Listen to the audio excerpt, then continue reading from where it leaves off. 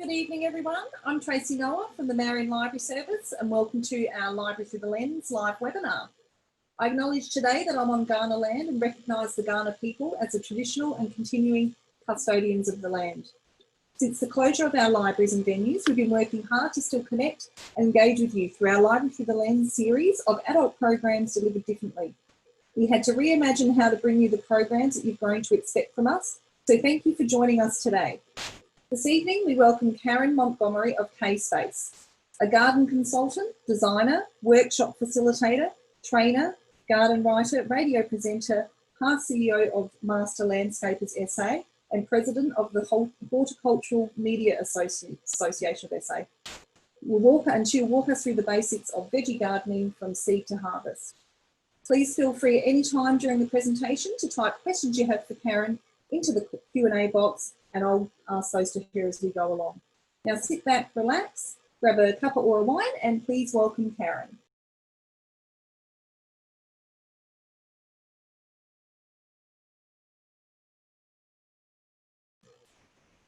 Hi Karen, I just need you to unmute your screen on your phone.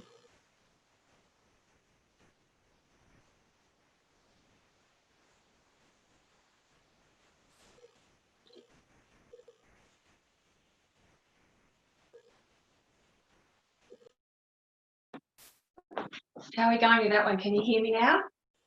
We sure can. Wonderful. Hello, everyone.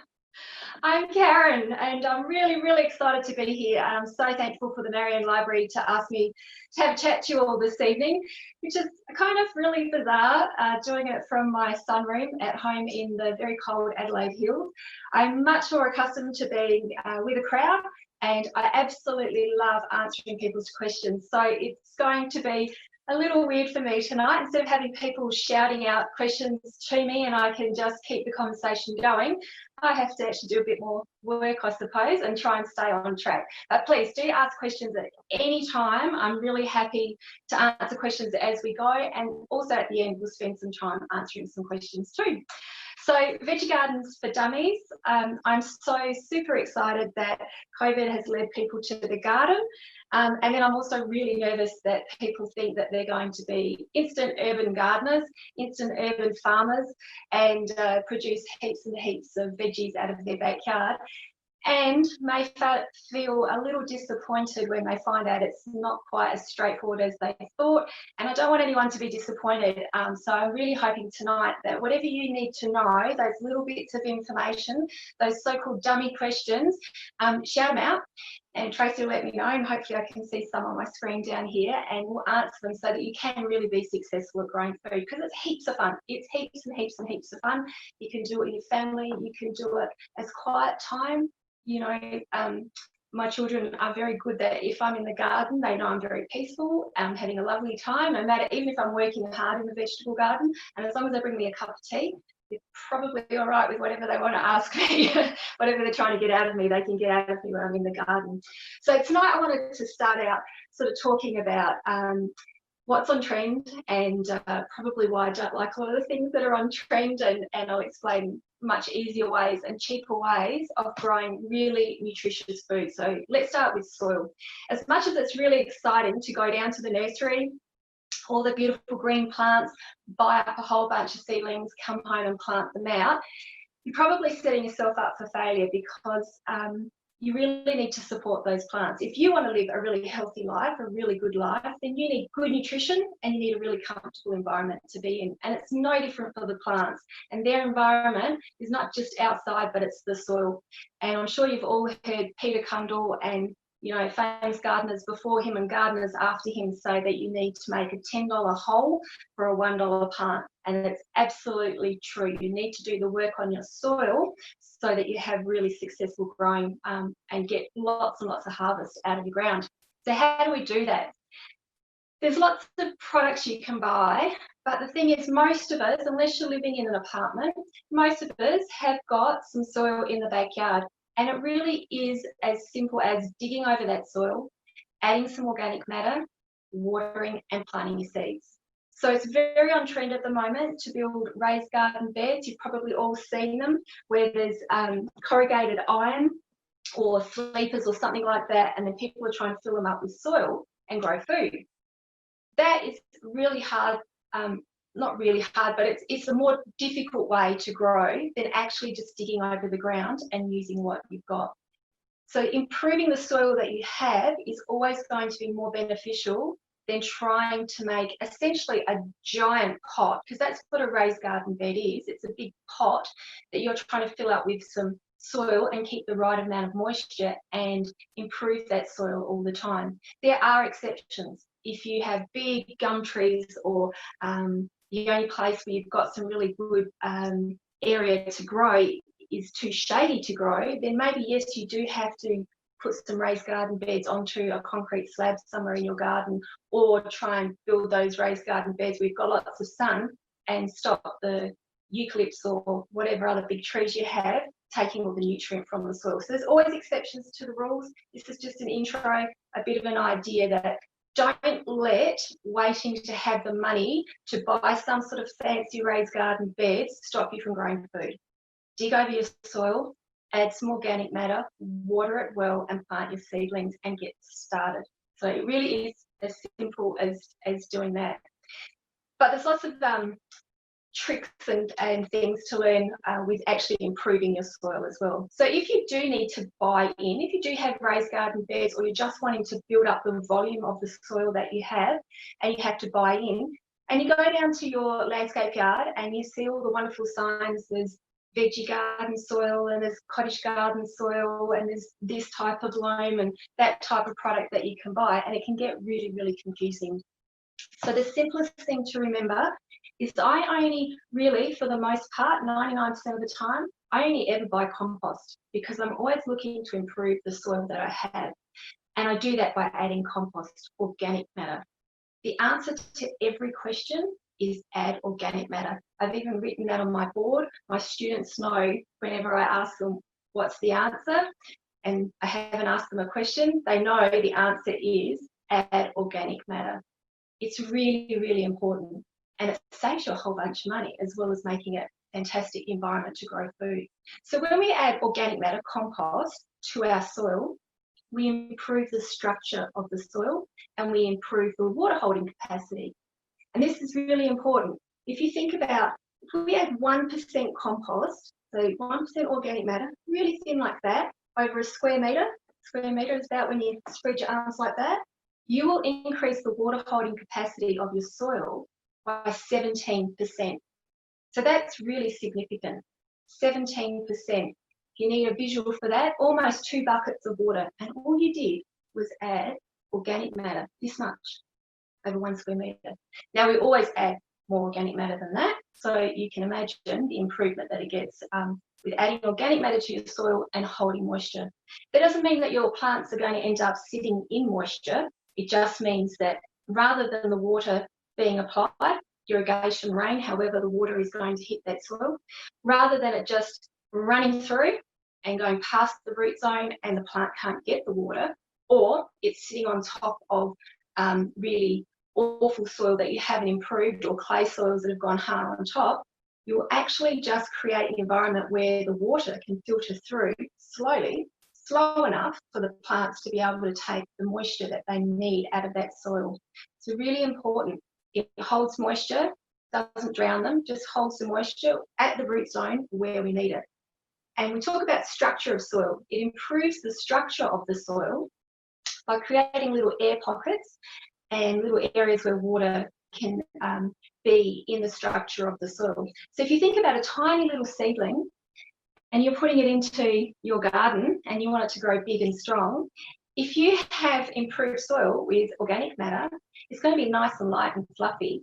And it means that it's very easy for those little seedlings to get their roots down into the ground. And the easier we make it for that little plant to get its roots down into the ground, the less stressed it is. The quicker it grows, the quicker you get to reap the rewards, and the more nutritious that the plant is going to be. Because if it has to use all of its energy to try and push through that soil and get its roots down, it's not going to have the energy then to grow into a really healthy plant, or it's going to set it back, or you're going to end up with bitter tasting lettuce or something like that, because this plant's just struggling to get its roots down into the soil. And why that's really, really important, the way that all plants feed is through the water that is in the soil. So all nutrients that are in the soil, be them there already, or the fertilizers that you're adding, can only be taken up by the plant once it's dissolved in water.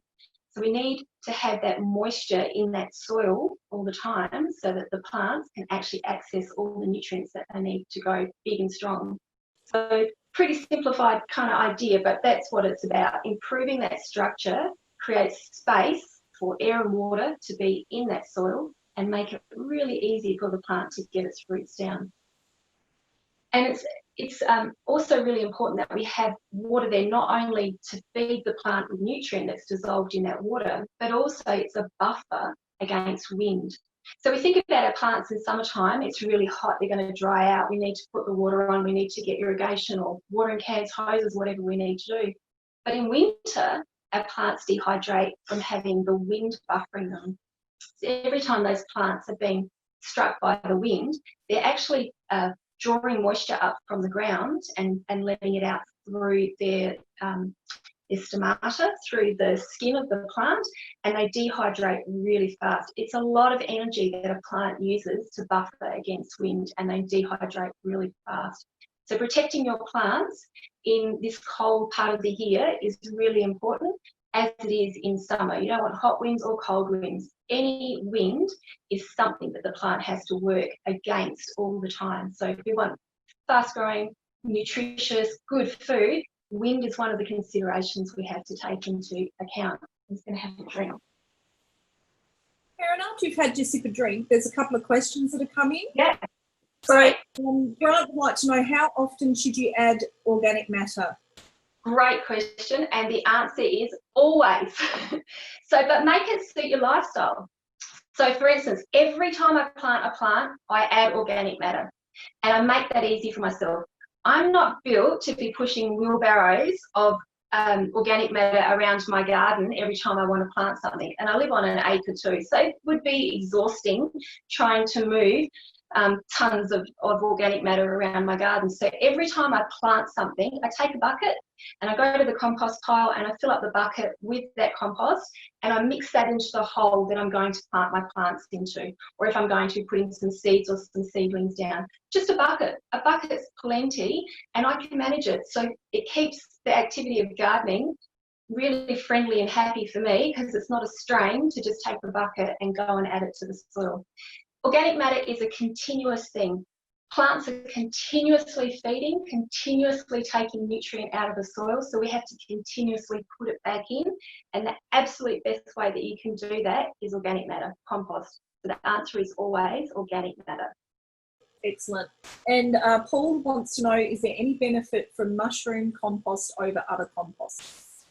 Not necessarily over other composts. Mushroom compost is fantastic because it's really readily, easily available, and we can get it by the trailer load or we can get it in a bag, so it's fantastic to add.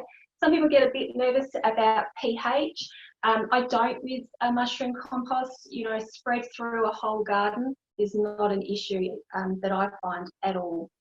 pH is just one of those tools that we use to try and make some decisions about our soil. And it is important, we do need to know what pH is. And the pH, the reason we want to know that, if a soil is up really high in alkalinity or really acid, it locks up nutrients in the soil. So it doesn't matter how much we try to add that nutrient to the soil, the plants simply can't take it up out of the soil. It's locked up. So that's when you start getting into chemistry, which I'm not going to do because even my students find that challenging at times. But the most important thing is that if you keep adding organic matter, including mushroom compost, to the soil, all the microorganisms, all the activity that happens in that soil will actually come to a neutral, if you like. It will make nutrient available for the plants, and it starts to balance out pH. And even if you do a pH test and you find out you've got really high, and when I'm talking high, you know, over 8 or below 5 on your pH meter, just adding organic matter will help to bring that back to balance. There is no quick fix. There is no instant add lime, add sulfur, and yay, we've got neutral, we're back to 7, great pH. It doesn't work like that. It actually takes time. So although you might speed that time up by sweetening your soil or adding your lime or your sulfur to it, you will still need organic matter to start that story that happens underneath the soil, so that you can start to come closer to a more neutral pH, and then you can grow fantastic food. Some plants do prefer slightly acidic, some prefer slightly sweeter soils, but for general, when we're working with veggies in the garden, that's sort of 6 to 7.5, that's a really good zone to try and be in. And as long as we keep adding organic matter, it took me, when I first moved to this property, I bought in commercially available, still readily available at your landscape soil with compost in it to build it up, and it actually shot my pH to about 9, and it actually took me about 2.5 years to bring that back down to neutral. And now that I've got very compost rich soil, I don't have an issue at all. So yeah, really important. Any organic matter that you can get your hands on is fantastic, and they all have a slightly different way of interacting, but the more you get in there, the more you'll get balanced out soil. So yeah. Great. And just with that question on your composting, Hayden says that he's been putting all his vegetable waste into a hole to create compost. He's been told not to include the skin of citrus fruits, especially lemons. Is this true? No. The simple answer is no. Anything that was once living can be composted. The key is in the size of your compost. So if you're putting lots and lots and lots of citrus peel or lots and lots of onion skins, and we're talking, every day or second day into a small compost system, absolutely, it's going to be so hard for the microorganisms or the worms, whichever composting system you're using, to break that all down. But in a big system, not a problem at all. Commercially, it's done all the time. You'd be surprised the things that go into commercial compost. I've seen trucks arrive with hundreds and I don't know how many litres of like red wine and things like that, which are acidic, going into compost. It's fine. It will be broken down. So let's jump a little bit ahead to compost and fertilisers, I guess. If you read a book and it tells you that you can make compost in 6 weeks, it's really, really easy. It is, but most of us don't do it. Most of us have a pile or a bin in our backyards, and we're just adding bits of stuff that we have each day.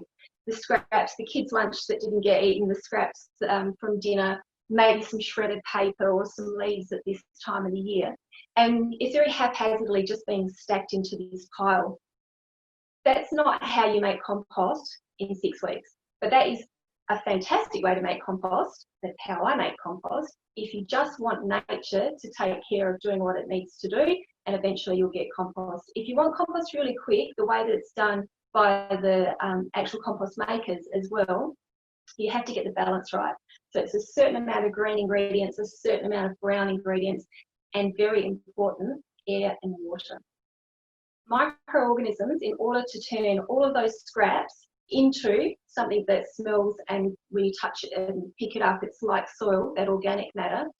For those microorganisms to take it from scraps to that, they need air and water. And that's achieved by turning a compost pile and getting air in there, and of course adding water as needed to keep that compost pile moist.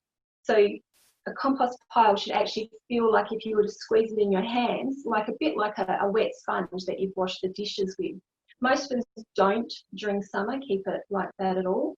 And in winter, quite often it can be past that. It's really, really soggy and wet. And we generally don't turn the pile. I don't turn the pile. I'm not built to turn compost piles. I have no interest in turning a compost pile. I don't need compost that quickly. I'm quite happy for it to sit in my yard and actually break down all by itself, and I'll get around to using it when I need to use it. Now, I do have an apiary, and I do have the space to have those kind of at least 1 metre by 1 metre by 1 metre deep type compost piles where they can sit and they can be activated and break down. Most people, and that if those compost piles are doing commercial composting, you would not be able to put your hand in there. So if you're wondering what type of compost pile I have, it's 70 degrees inside a compost pile. You can't put your hand in 70 degrees. You will see the steam coming off. If you don't turn those compost piles, they will combust and will end up with flames. So they're a very managed system to make compost like that. Most of us do like what I do, sits there in the garden. At certain times of the year, it's very active. I activate those piles to break down quicker by adding manures. So I have chooks and I add chicken manure, but I'll throw in some blood and bone when I'm walking past if I've got a bag of it. Any other kind of manure that's around. There's always horse manure around, and I add things like that to break it down. So the manures will activate those microorganisms along with the water, and I'll get my composters a few months quicker than if I just left it to do its thing. Most people, though, have giant worm farms. That's essentially what it is. If you open up your compost pile and have a dig around, you're most likely going to find that it's full of worms. So it's actually those worms that are breaking things down with some activity from microorganisms, but that will take a really long time. And that really long time could be 6 months, it could be a year, it could be 2 years, depending on the environment that you're in. But it's worth the wait. That is still gold to add to your garden. And I think it's even a better product usually than what you can buy. Using the materials from your own yard, those grass clippings and the tree leaves and dead plants and things you've pruned, the scraps from the kitchen, the shredded paper from all those bills and things that we get, and you put that through your system, you're still going to end up with a really good product to put out on your garden. So it's fantastic. Always adding compost every time you plant. If you want to do it as a big job, at the beginning of every season. So before you plant, this is across the whole of your garden, but particularly with your vegetable garden, at the beginning of every season, put out a whole bunch, trailer loads of compost onto your soil. And if that's too big a job to do, digging it in is fantastic, and you only have to dig down 1 spade depth. So the actual length of the spade blade, that's all you're trying to get into the ground, just that depth. We're not trying to turn the soil over and destroy the structure of the soil in any way. It's just that kind of depth that we're doing. If that's too much, doesn't matter, just add it to the surface and those worms will come along and nature will do its thing and it will start to break it down and incorporate it into your soil. So it's always beneficial at any time that you get the urge to put out compost, to put it out. I'll tell you a little something that I do that I love is making compost tea and making weed tea. So I have some old wheelie bins and they sit in the garden, and I've actually modified my wheelie bins and put a tap in one end that I can put a hose onto. Or you can just put in a valve, a tap, so that you can actually get the liquid out. And into that bin, if it's a compost bin, I take the compost that I've made and about 1/3 of the bin is filled with compost, and then I fill it up with water and close the lid. Really important to close the lid, it stinks. You do not want to be smelling weed teas and compost teas, or you'll have all the neighbourhood cats and everything coming to have a look. Make sure you've got a lid on there. And I leave it to brew. That could take a few weeks. It usually takes a few months because that's my lifestyle and I never get back to check on things. But the more that I can agitate gently that concoction of compost and water, the more I'll activate the microorganisms. They get really excited when there's some air in that water, always the air in the water, to get those microorganisms going, and they'll start to brew that tea really quick. I also do a similar thing, but I do it with weeds. So same thing, and you don't have to have a big wheelie bin. Any bucket, anything that you can, any container that you can put a lid on, that you can put 1/3 of your weed and fill it up with water and put the lid on, that'll sit and ferment and you'll end up with a really potent fertiliser to use. So it's a really satisfying thing to do, to go out and weed the garden. You'll know what that's like at the end of the day, how much your back's hurting, and you get to drown them in water. Very, very satisfying. And at some stage, hand on nose or peg on nose, give it a stir. So if you can gently give it a stir and activate those microorganisms, it'll break down faster. Still might take, when it's cold like this, it takes longer. Maybe in summer, it still might take you 4 weeks or something before you've got to brew a dark liquid that you can use as a fertiliser. But if you want to speed it up, you can. Really simple. Get yourself a little air stone that you would put into a fish tank, just a little one. We're not wanting to create a whirlpool. We just want to really gently add some bubbles to the water and get yourself the pump, obviously, that you would use for a fish tank, and put that little air stone into the water and just really gently agitate. Bubbles, get those microorganisms doing their thing. And you could actually, even in a couple of days, have a liquid that you could use as a fertiliser. And the key to the potency of this fertiliser is diversity. So the more different herbs and weeds that you put in there, each plant has a preference to what it likes to feed on, what elements it likes to take out of the soil. So if we can mix them all together, we will end up with more nutrient in that mix for you to be able to use as a fertiliser. Free fertiliser, fantastic product.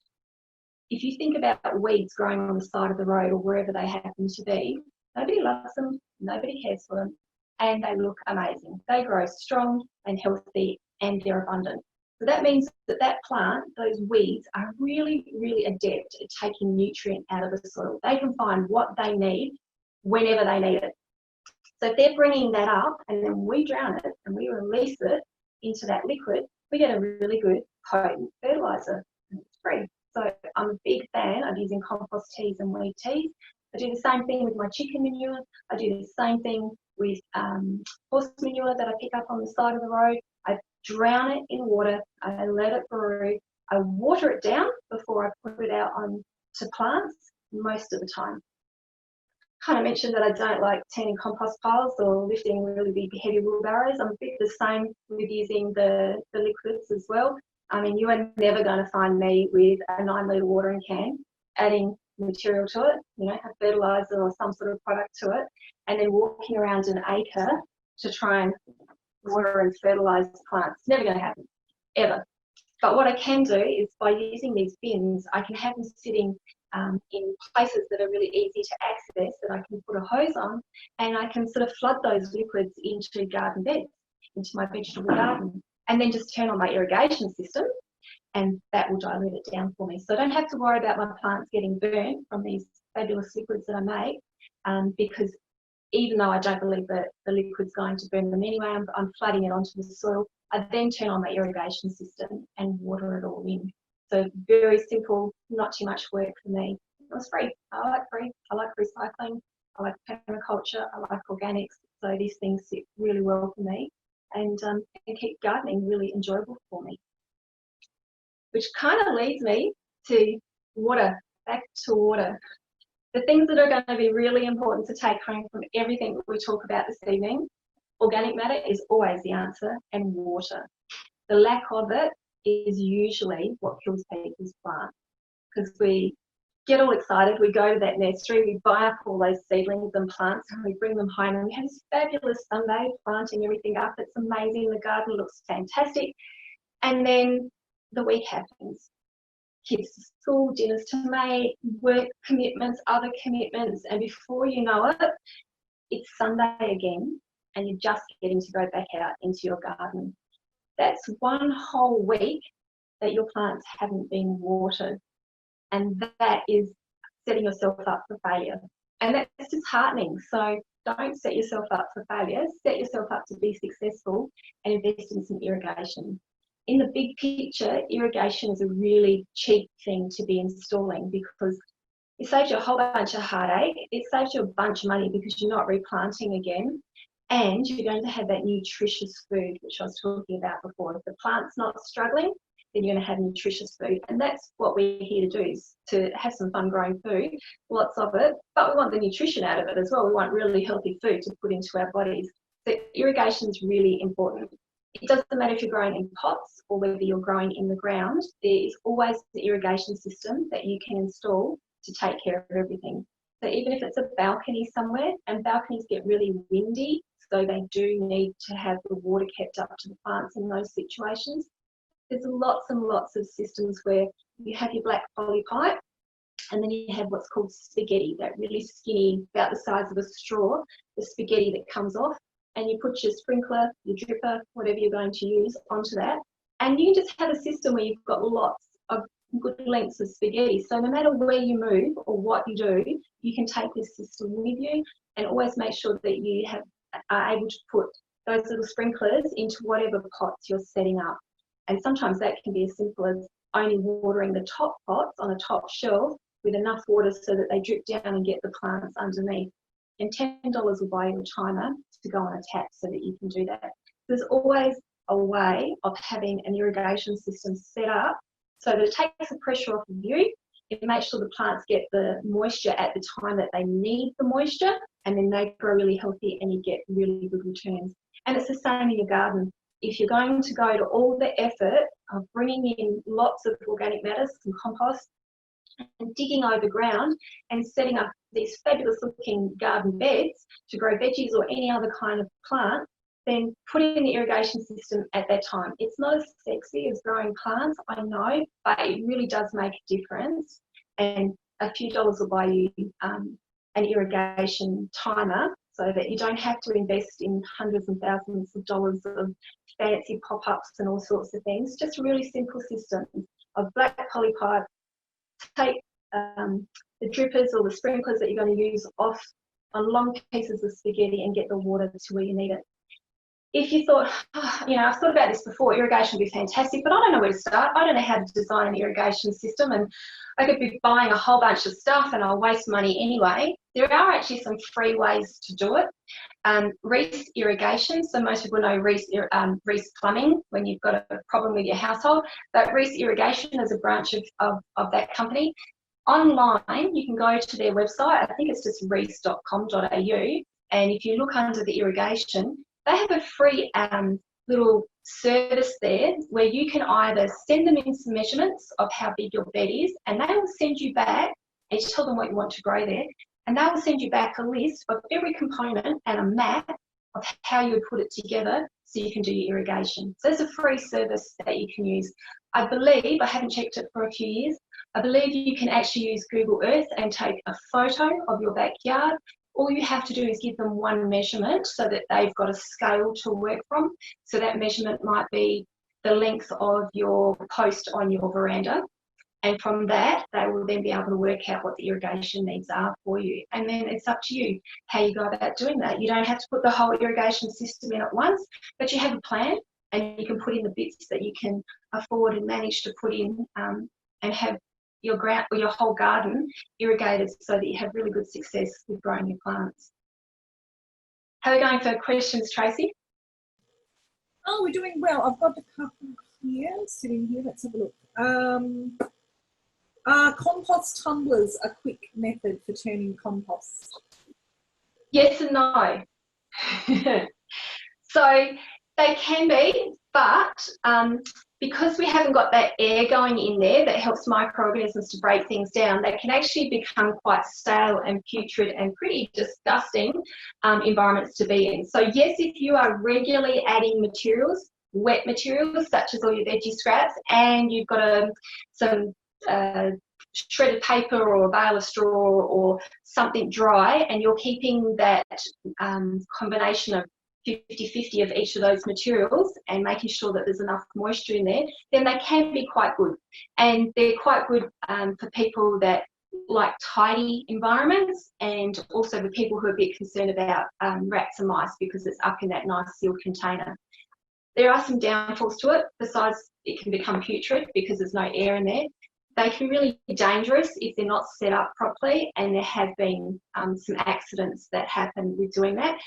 And they can be really heavy. So the smaller systems are quite good because you can turn them. Once you start getting those big barrels and you start trying to turn those handles, and when they're full of wet material, that's a lot of kilos that you're actually trying to move. I find that I can't do that actually. I'm not strong enough to do that. It was all right maybe 20 years ago when I was still landscaping. But now that I sit behind a computer more often, doing that kind of thing is really hard work. And if you don't have a strong back and you don't have a nice clear area where that handle, if you let go of that handle and it comes back, it can be a really dangerous product to use. So pros and cons to everything. If it suits your lifestyle, it can be a good thing to use. Excellent. And Jess would like to know the ratio of in regards to composting, sorry, ratio of green to brown in a rotating above ground system? Yeah, always just do 50-50. It's the easiest way. You can do a lot of reading on how to make good compost and really do your head in.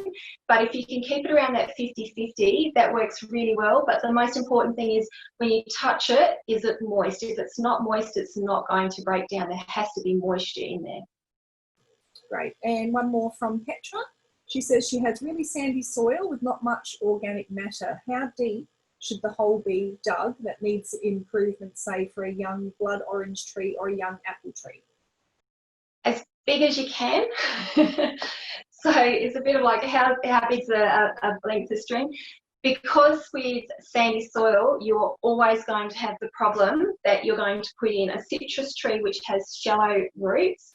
Where it feeds, it puts down some bigger roots for stability, but the majority of its feeder roots are going to be near the surface. So the more that you can get, 20 or 30 centimetres at least when you start it off, dug in of compost, that to start with would be fantastic.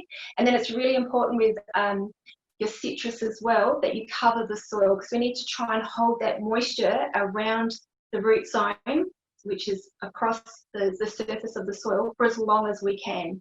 So that's what putting down mulch over the top of the compost will help to do.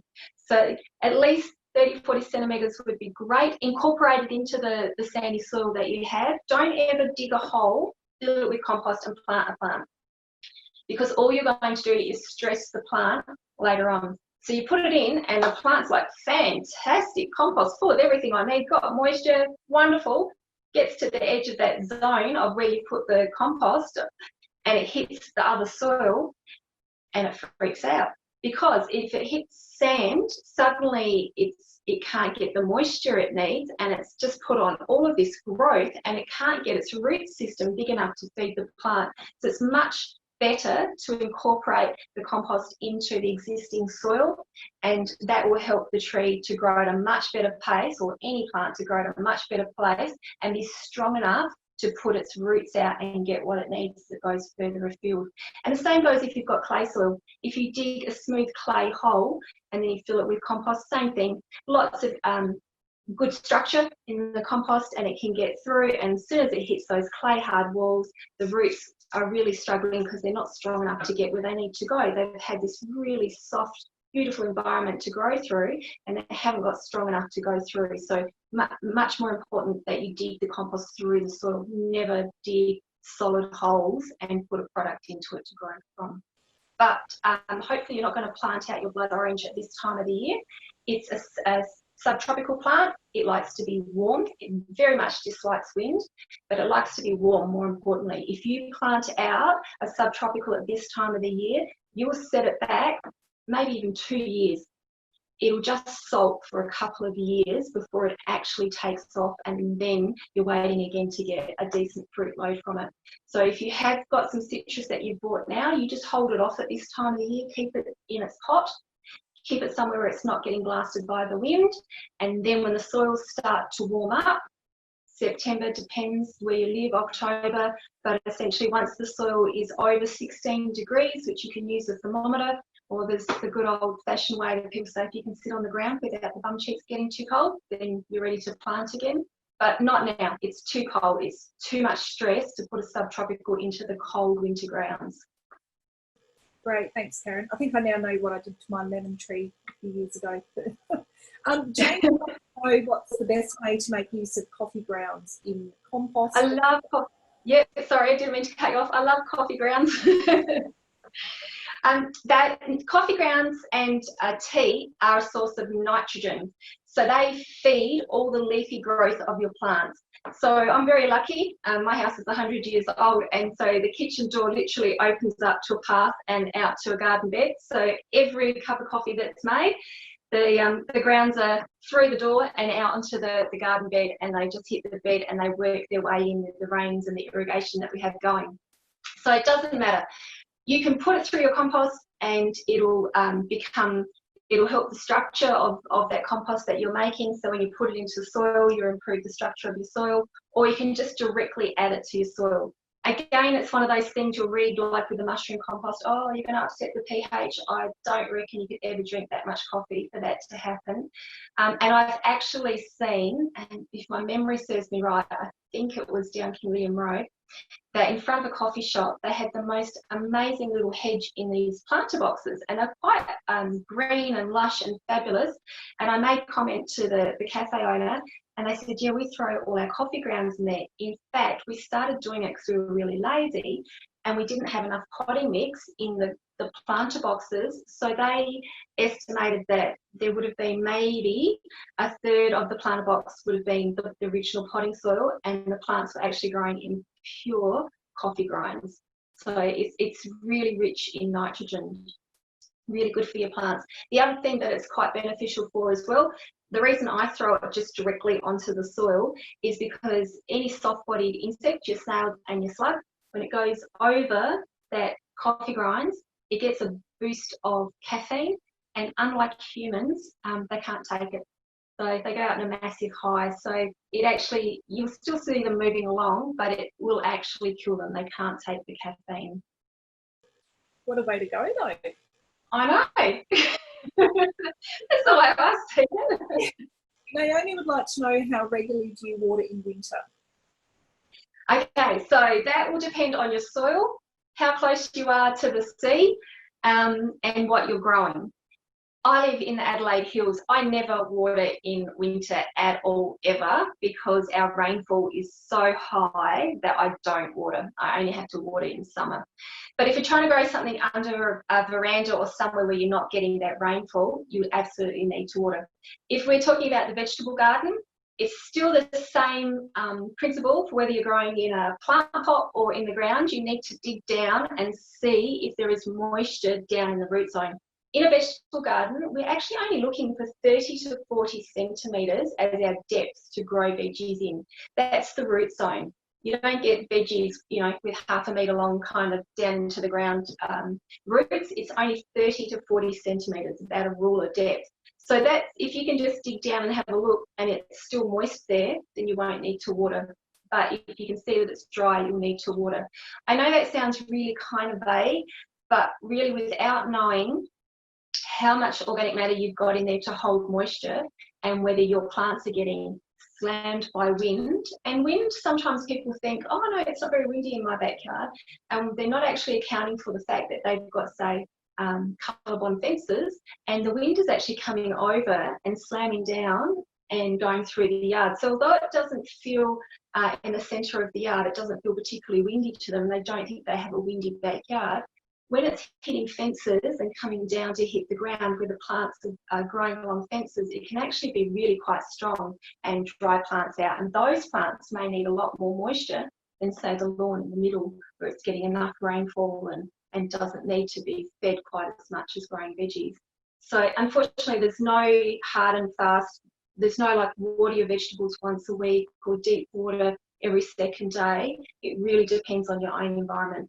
And that's where keeping a diary is really, really helpful, because you start to understand when you're putting plants in the ground, what rainfall you've had, because you record that in your diary, and then you would record when you are actually irrigating, and you'll get a really good feel for the microclimate that's happening in your backyard, because your backyard is going to be different to the neighbour's backyard, just because of the amount of trees or the position of your house, or how the wind comes down between the houses, or where the sun's being blocked from various structures or trees. So all of those things will influence when you need to water, and it is actually just as simple or as complicated, I suppose, as actually looking below the soil to find out.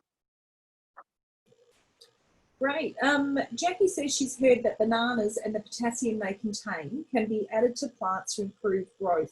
How would you apply? Mash up the banana or leave in the skin? Yeah, so yes, bananas contain potassium. Yes, plants need potassium. They need potassium so they can make fruit, so they make a flower or make a fruit. But it's not quite as simple as if I take a banana and bury it in the soil, the plant will take the potassium that it needs. So it's still always better to put all of those things like banana skins through your compost system and let the microorganisms break it all down and have that nutrient in there, or even just burying it in the ground. So in your vegetable garden, actually digging a hole and putting it directly into the soil and burying it. It's not that you're instantly giving potassium to the plants, but what you're doing is adding organic matter to the soil, and potassium will be released into the soil and be available for plants to use. The chemistry is a bit more complicated. It's the same as that idea of if I stick an iron nail in the ground, that I'm suddenly going to be able to give iron to my garden. It doesn't work like that at all. Chemistry is all about anions and cations. Maybe you remember some of that from your school days, and they have a bond, they attract and repel, and that chemistry that happens is what decides what your pH is and what's available to a plant to feed from. So yes, add it, it's fantastic, but it's not an instant fix. If you wanted your plant to more immediately be making flowers or fruit, then you would actually need to go and buy that potassium as an element and mix it in water and add it to your soil, and assuming that you don't have too acidic or too alkaline soil, then that potassium will be available to the plants. So keep adding it to, and composting too, when we talked before about big compost bins or tumblers or however you want to do it, composting also refers to worms and to bokashi. So bokashi is a really nice, simple way and a very clean way of having a container on your sink or in your cupboard, locked away in the laundry where no one can see it, and you put your scraps into there. So if you've just got a small amount of scraps, perhaps you just are 1 or 2 people in the house, or you live in an apartment block where you're not allowed to have a composting system, having a bin, and it doesn't have to be bokashi. Bokashi is just the brand that sort of set it all on fire here in Australia. You can buy a generic bucket with a tap in it, but what you need is the inoculated grains. So they're rice grains that you add into that bucket every time you add your scraps, including bones. You can break down animal bones in there and put the lid on, and you'll end up with a liquid that you can use as a compost. And why I'm sort of going off to the liquid of the compost, leading on from that potassium, is because plants can't access any nutrient that you give them unless it's in water. So we're back to water again. Water is the key to plants feeding. So you could have really fabulous nutrients buried down in the soil, or you could be adding nutrient by buying in fertilisers, but the plant itself won't actually access them until they're dissolved in water. So even though you might see, if you're a chemical user, if you're the sort of person that uses, you know, your Osmocote or those other products of little prills, those little balls of fertilizer, so you've sprinkled them around, you think, great, you know, I've fed the plants, it'll all be good. Waste of money unless you actually add water, because until they're dissolved in water, the plant can't take up the nutrient. So you might have lots of little balls sitting on the surface and they'll just be off-gassing into the air, and your plants are still hungry. They still haven't had anything because they need the water. So the quickest way to give nutrient to the plant is to already dissolve it in water, which is why I like making compost teas, weed teas, manure teas, because it's in the liquid, it's immediately going to be available for the plants to take up. Great. Jane wants to know, have you used alfalfa meal? I haven't used it, but I have heard about it, and I can't see any reason why you wouldn't want to use it if it's a resource that's available to you. So everything comes down to lifestyle and budget. It's a bit like, oh, should I use pea straw or should I use sugarcane mulch? Well, in South Australia, I'd say use pea straw because we grow pea straw here, and why would we want to be bringing in a product from another state when we've got perfectly good pea straw here that we could be using? So yes, if you can access alfalfa at a reasonable price and that works for you, no problem, use it for sure. Great. Hayden says the previous owner of his new home has scattered hundreds of smooth stones as ground cover around all the plants. I'm planning to establish a veggie and herb garden. Will these stones create a heat problem in summer and dry out the soil too quickly? Probably. So stones do act as mulch, which can be really useful. They're not useful in a vegetable garden, because in a vegetable garden you're going to be adding organic matter all the time, which means you need to have that soil bare so that you can get the organic matter down onto that soil. So there'd be a real absolute pain in that situation. They do have their place though, as a mulch. If you live in a high fire risk area, then you might be a bit nervous about using bark chip or something like that as your mulch, and so some people choose to use the stones.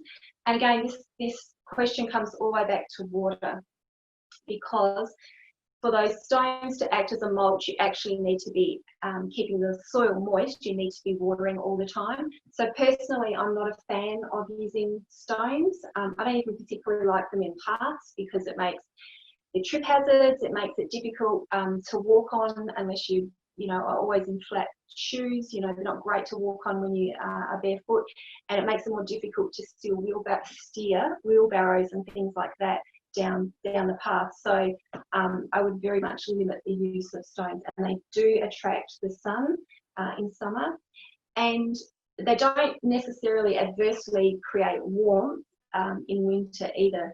By putting mulch over your soil, if you're in an area that gets really high rainfall like I am, especially just anywhere where there's really high rainfall, then you actually make your soil cold, because the few days when we do get some sunlight and we get some rays of sun that can hit the soil, well, they can't hit the soil, so it can't warm the soil up.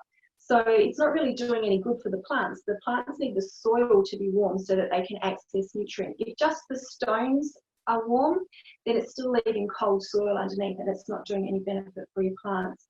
So yeah, you might like to work on just removing those stones and replacing them with different materials. That'll still give you some mulching quality in summer so that you can retain moisture under the soil, but you won't have to be trying to remove them from when you rake up leaves and compost and so forth. You're going to end up with stones in there that you have to get rid of. So pros and cons to everything. But some people really love the look of stones, and so they're always going to put them down in a garden path. Great. Dolores says she has 3 avocados that have come up in her garden, and when can they be transferred? They're quite small but have leaves on them. Yeah, so again, subtropical, don't plant them out at this time of the year. Wait till the soil warms up and then you can plant them out. I grow avocados from seed, and I actually just use them as an evergreen mid-story plant to use in the garden. So I have trees in my yard that are maybe 25, 30 metres tall. They've been here, 50, 60, 100 years. And a lot of the mid-story things over the years, for various reasons, just with the change of shade that happens in the garden, I've lost some of that mid-story. So I actually use avocado trees. I'm not going to get any fruit off of them. There's no sun hitting them, so they're not going to be able to produce fruit. But they make fabulous evergreen plants with, beautiful big glossy leaves to have in my garden. If you're wanting to get fruit from your avocado, then you have to do a bit of research, because you need an A-type and a B-type avocado to get fruit. And they're very fussy. So one of the types opens its flowers in the morning, and the other type opens its flowers in the afternoon. And somewhere in that mid part of the day, we need some bees and some wind and things happening so that we get this cross-pollination that happens between the plants, and then you might be lucky enough to get some fruit. So don't be disappointed if you don't get any fruit growing from seeds, because chances are you've been eating the same Hast avocado or something from the supermarket, and you're not going to get that pollination happening. But if you were to get in another avocado, that one from the A and one from the B group, then you'd be able to get some beautiful fruit. Excellent. We have another question here from Paul. So he says they're advised to apply sea mungus pellets once a month to all their citrus trees throughout the year. What are your thoughts on that? Fantastic. Yeah, fantastic. Sea mungus is a fantastic product. It helps all the microorganisms in the soil to do their thing. So it's not necessarily that it's got a huge amount of nutrient in it. It's definitely got some. But what it actually does is help with that structure of that soil. And citrus are really, really hungry plants. So it is better to feed them every month, every couple of months at the worst, at the beginning of every season, to help them along, and again, to keep them out of the wind. The other neutral product that I really like to use is hoof lung dung. So Huflung Dung has got that sea mungus in it and lots of other goodies, really smelly. And if you put that out, you'll see big differences happening with your citrus and your vegetables for sure. And it's South Australian products, so you can't go wrong. It's always good to buy our local product. Great. And Jane would like to know, she has some pea seedlings growing in her mulch. Can she transplant these and grow them?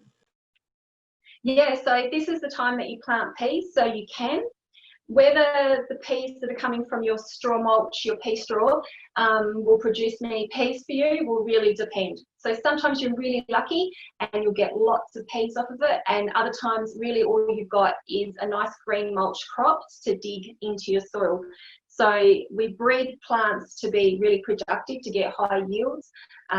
Pea straw is growing to grow the straw. It's not grown to grow peas for us to eat, and so therefore you won't know the result until you actually transplant them and see what happens. So if you've got the space, do it, see what happens. If you don't really have the space and you do want to have peas, then go and get a packet of dry peas and actually plant them out so that you've got a good crop. Excellent. That's all the questions we have just for the moment. Thanks, Karen. That's good. How are we going for time? We've got a couple of minutes left. Okay, very quickly, because we didn't talk about propagation, and I have lots of bits here. So very quickly, the most important thing again about propagation is water. When you plant a seed, whatever seed you're planting, the rule of thumb is you plant the seed twice the depth of the seed. So if your seed is 1 centimetre in size, you plant it 2 centimetres deep. Now the most important thing is that once you water that seed, once that seed is moist, you cannot let it dry out. As soon as it dries out, it dies.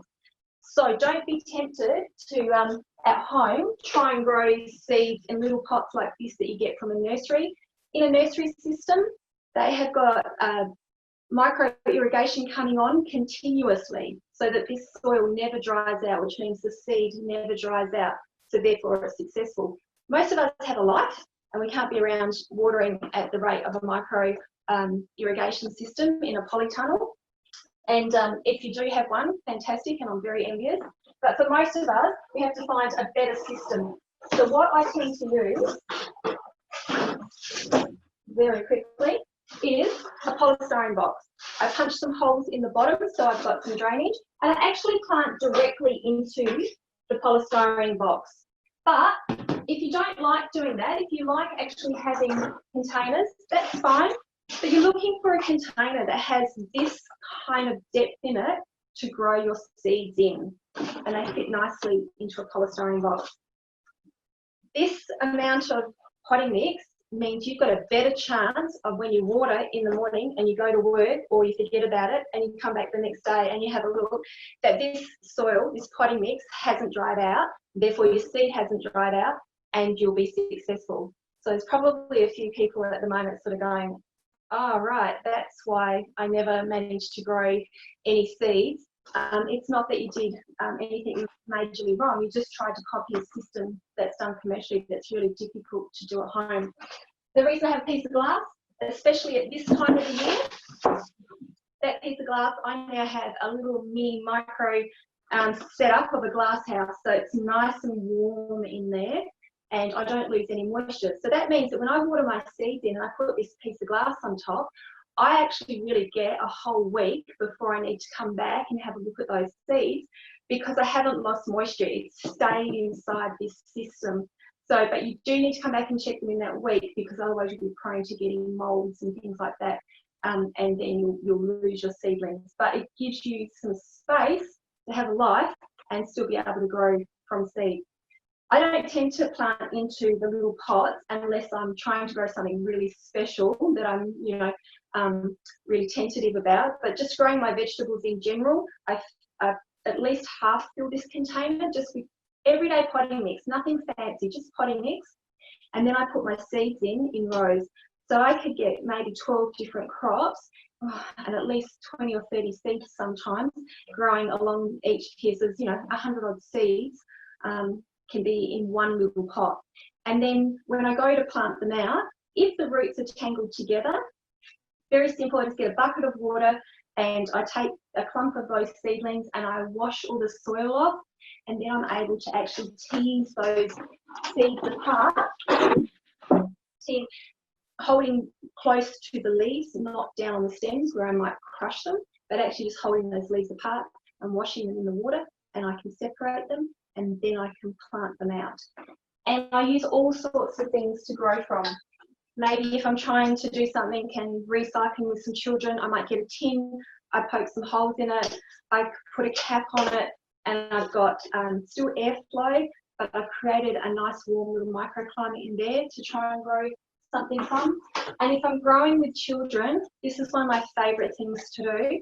Good old toilet rolls, now that they're back around. Very simple. Filling it up with soil, putting our seeds in there and watering it. Really important that these toilet rolls go into a container though. If you just try to grow like this, the paper will dry out, the seed will dry out, and you won't get the germination. But as soon as you put them into a container and you just give them that little bit of protection, you can water them. You can put some holes in the bottom if you've got heavy-handed waterers, or if you're a bit more careful, then you can certainly leave it like it is. Or if you're putting it out in the weather, of course, it'll fill up with rain, so make sure you put some holes in the bottom.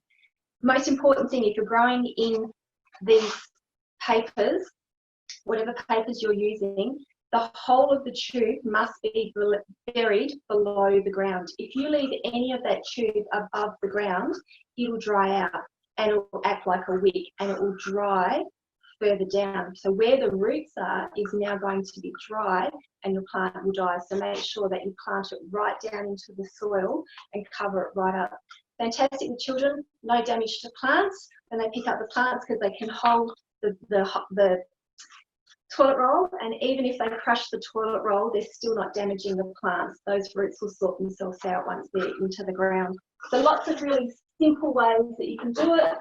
If you don't want to have glass, because glass is dangerous, you can get yourself a lid at the hardware stores and places like that. And the very last thing that I'll mention in the last couple of minutes with doing my potting, I actually use a product called vermiculite.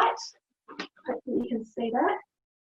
Vermiculite is a mineral, so it's a natural product, and whenever you've bought seedlings, that shiny stuff on the surface of the soil, when you've bought your Canada seedlings, it's vermiculite. Vermiculite is that little mulch layer that holds the moisture in the soil, so you can have more success with your seeds germinating because they're not losing the moisture from the potting mix. The vermiculite is holding it there. Also, when you go to water, if you've got the vermiculite protecting the seeds that you've planted, then if you're a little bit heavy-handed, you don't wash your seeds all into the corner of a pot or wash them out of a pot because the water has to go through the vermiculite first. So with seeds, try not to use a hose to do your watering with the seeds. I like to use these wonderful little rosettes that you can attach. You can get them at the digger shop, you can get them at Cheapest Chips or reject shop, places like that. I believe Bunnings now have them as well. And it's just a normal little rosette that you would have on a watering can, except for that it fits on a bottle. You can put it onto a smaller bottle for children, which makes it really easy for them just to tip it up and actually water their seedlings in. How's that? Did I get it covered? Sounds awesome. Have you got time for more questions? Yeah, sure. Great. So Dolores would like, Petra. She is worried about chemicals in banana peels, orange peels, etc. in compost. Is this correct? You don't have to worry. That's the whole reason that we compost everything. So even whether it's a residual chemical that's on the skin of a vegetable, or whether it's a chemical that's been fed to a horse and you're using horse manure, once you put it into compost and you have that really active compost where you're turning it and you've got water and it's getting hot, the microorganisms take care of breaking everything down, almost everything, but certainly the things that we're talking about, so that there is no contamination. The product is then really safe to be able to use. So you don't have to stress about it at all. That's the joy of composting. Mother Nature is amazing. She does everything for us. Great. And Kel says she has a miniature lemon and mandarin lime, both 4 years old. They have heaps of buds, but they have never been pruned properly. Should we wait until after they fruit or do it now? So you wanted to prune them, did you say? Yeah, so they've got a lemon and a mandarin lime that have never been pruned properly, but there's lots of buds. So they wait until after they fruit. You never ever have to prune evergreen citrus, limes, mandarins, oranges, whatever, unless they happen to be growing in a weird angle that you don't like, or you want to contain them in some way. So unlike stone fruit, you do not need to prune your citrus unless it's got too big so you can't reach to actually get your fruit, which is not going to happen in your situation, or you've had some death of the branches, so of course you're going to prune out the dead stuff. But there's no, like with your stone fruit, where you will always be pruning to try and keep the control over that tree when it goes into dormancy. A citrus tree is an evergreen. It doesn't become dormant, and it doesn't actually need to be pruned. Sometimes if you've got a really vigorous tree, you might need to prune some of the branches out just to let a little more air in and make sure that air and sunlight can move through the whole of the plant. But generally speaking, we only prune citrus for aesthetics. Excellent. And Jennifer says, if planting seeds directly in the veggie patch, could you put a glass jar over the top to protect them? Yeah, look, I have some. So yeah, you can get little ones that you can use. You can use fancy big ones, just, you know, speak really nice to family so they can buy them for you because they're not cheap. You can use a bottle to put over the top. Anything to try and keep it warm really does help at this time of the year to get things going for sure. Excellent. And anonymous attendee, can I put charcoal on my garden? Yes. Are we talking about charcoal from your fire? Then yes, if you're buying it in a bag, it's really expensive and probably not a necessary thing to do. But I'm standing here pointing at my combustion heater that you can't see in the other side of the room. I always take all of the coal from there.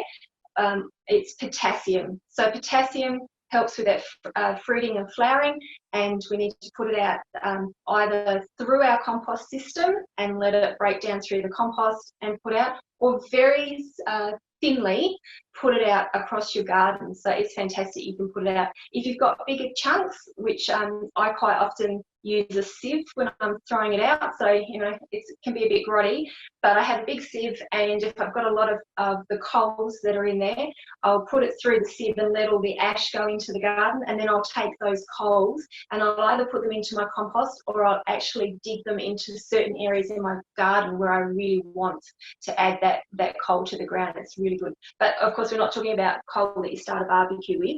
We're talking about the end result of burning a log. Excellent. That's fascinating. I never knew that.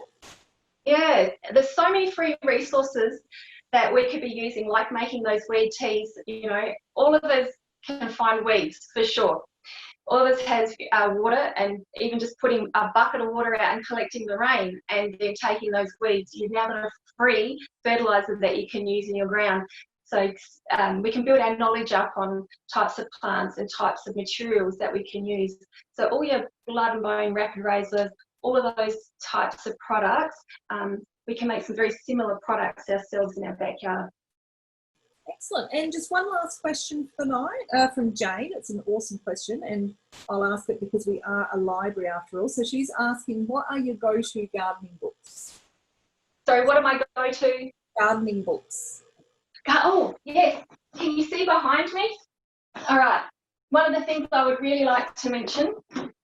So my go-to garden book is any op shop where you find an old copy of a Yates gardening book or a Fothergill's gardening book, one of those for $1 or something. I personally disregard all of the chemicals they tell you about, but the rest of the information has been written for Australia, so they can be really useful. And Yates have put out a new book. But my favourite books are from my gorgeous friend Lolo Hobein. I never say her name right, actually, so I'll just say Lolo. Everyone knows Lolo just by the name of Lolo. She actually began Trees for Life with her partner Bert. many years ago, and she lives up here in the Adelaide Hills. Now, Lolo wrote a book called One Magic Square. If you have never gardened before, this is your go-to book. Not only does she make it as simple as telling you to go and sit down and have a cup of tea and look around the place, she tells you very simply how to grow as much food as you can in 1 square metre. And it makes it so simple because she'll tell you like 5 spring onions and 5 lettuce or whatever it might be. And she's drawn wonderful diagrams as well as doing the lists. And I won't be able to find one really quickly, of course. So you can even break it down to, if you're a pizza eater, what sort of vegetables would you need to grow for doing your pizzas, or what would you need to grow for curries? And she's broken it down and drawn a picture for you so that you can plan out your garden. Really simple, great book. They're not very expensive, but they're also available at the libraries. When Lolo wrote One Magic Square, the publishers were a bit worried that she might be a bit too political, so they made her keep this one really clean. It was so successful, she got to write Outside the Magic Square. So if you'd like to know a little bit more about her thoughts on the world and the environment, this is a fabulous second book to follow up One Magic Square. And her latest book is then, what do? You've grown all these vegetables, you're a fantastic gardener now, what do you do with it all? She sat down with Tori Arborn, and Tori is from the Claren Vale and Lolo's here from the Adelaide Hills, and they wrote this one what do they call it? Magic Little Meals, making the most of your homegrown produce. Really simple, basic. When you've got something in the cupboard and you've grown something in the garden, how do you cook it? Cheap, easy, nutritious, tasty, all that kind of thing. So they're actually my go-to books for sure. Lolo and also Tori, and it's local, it's Adelaide-based information.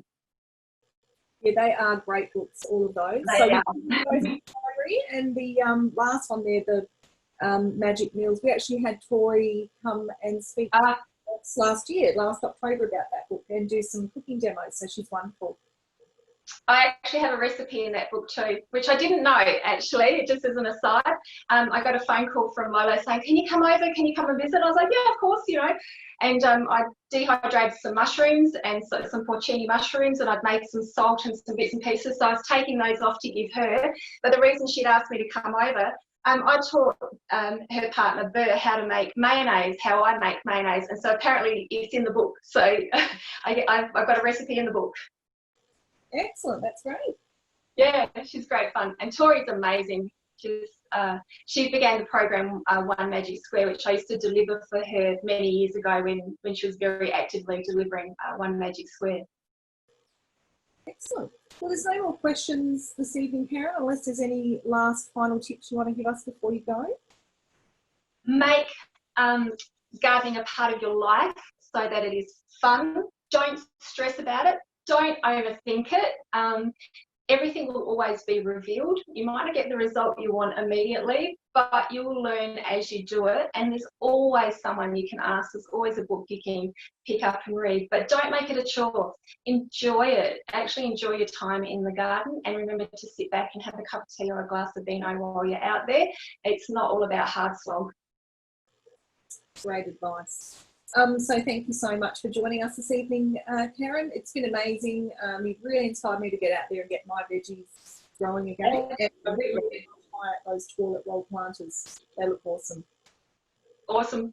And I look forward to doing another session with everyone.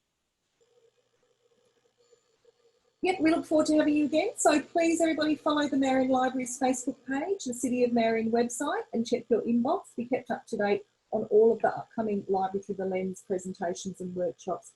And in late July, we do have Karen coming back again to join us for a workshop on making your own terrarium. So keep your eye out for that one on our Facebook page, or it is currently on our City of Marion website, and you can book yourself in nice and early so you don't miss out. So thank you for joining us tonight, and have a great day, and thank you once again, Karen. Thank you.